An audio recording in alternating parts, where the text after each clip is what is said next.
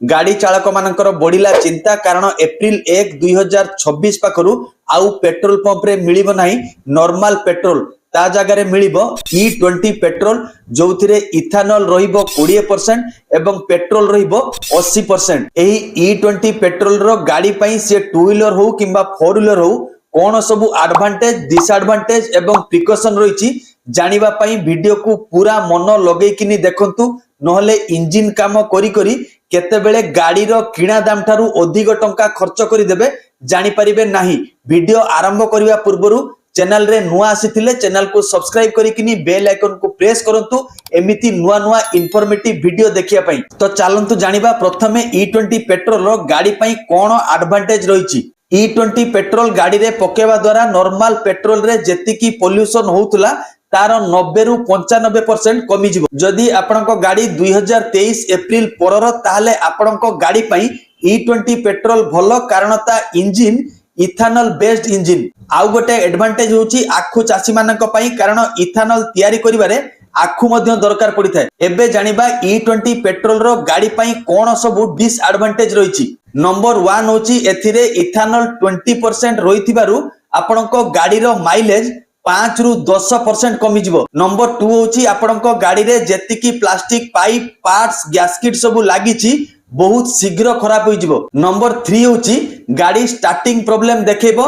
माने सकाळे जेतेबेले आपण गाड़ी स्टार्ट करिवे गाड़ी ठंडा हबा फल रे स्टार्ट गोटे दुई थर रे हबो नाही 3 4 5 थर करिया पई पड़िबो तापर जाय कि गाड़ी स्टार्ट हबो। नंबर 4 होची गाड़ी नॉर्मल पेट्रोल ले जेतिकी पिकअप दउथुला E20 पेट्रोल ले ता बहुत कम होई जिवो गाड़ी शीघ्र पिकअप नबो नाही। नंबर 5 होची E20 पेट्रोल रे इथानल रो परिमाण 20% होइतिबारु बहुत कम रनिंग रे इंजिन काम मागिबो।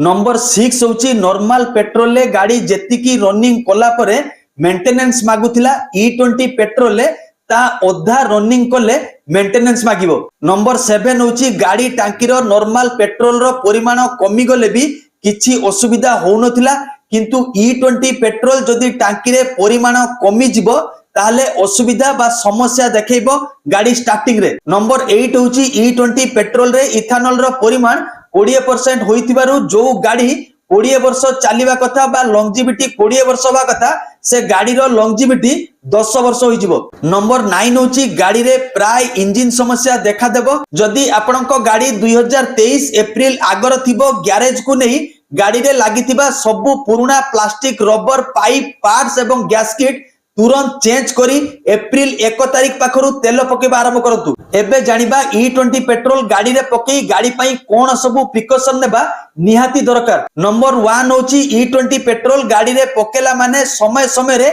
गाड़ी रे लागिथिबा सब प्लास्टिक रबर पार्ट्स पाइप एवं गैस्केट चेक करंतु। नंबर 2 होची गाड़ी टांकी रे E20 पेट्रोल पकेला बेले टांकी आदौ भूल रे फुल करंतु नाही। नंबर 3 होची गाड़ी टांकी रे E20 पेट्रोल पकी किनी गाड़ी को लंबा समय पर्यंत छिड़ा करी रखंतु नाही कारण E20 पेट्रोल ले इथानल रो परिमाण अधिका थिबारु अधिक मॉइस्चर थाए जा फल रे गाड़ी टांकी रे रोस्ट लगी कोणा करि देई पारे। नंबर 4 होची सकाळे जेतेबेले आपण बाइक स्टार्ट करूचंती तुरंत ड्राइव करंतु नाही 30 रु 60 सेकेंड स्टार्ट रे रखंतु इंजिन गरम हैला परे ड्राइव करंतु। नंबर 5 होची जदी आपनकर कार अछि कार को प्रथमे स्टार्ट करी आइडियल मोड रे 1 मिनिट रखंतु तापरे गाड़ी चलांतु इंजिन गरम हैला परे नहले इंजिन रे बहुत प्रकार रो समस्या देखा देबो एवं आपण टंका खर्च करी करी केतेबेले गाड़ी दाम थारू अधिक टंका खर्च करि देथिबे जानि परिबे नाही। मु जेतिकी सब डिसएडवांटेज एवं प्रिकॉशन कहिली जदी आपनको गाड़ी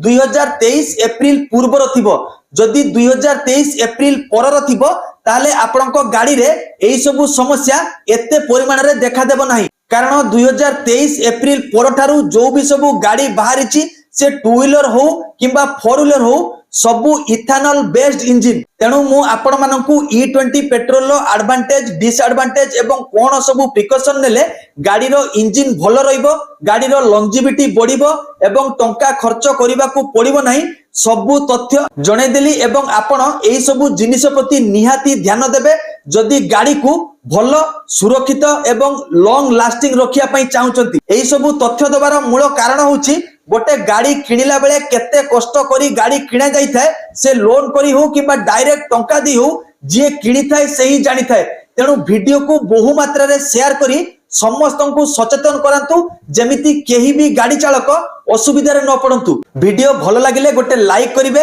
एवं आउ जदी किछि एमिति इन्फॉर्मेशन दरकार अछि कमेंट रे निहाती जणेबे। रहउची जय जगन्नाथ, जय श्रीराम, जय हिंद।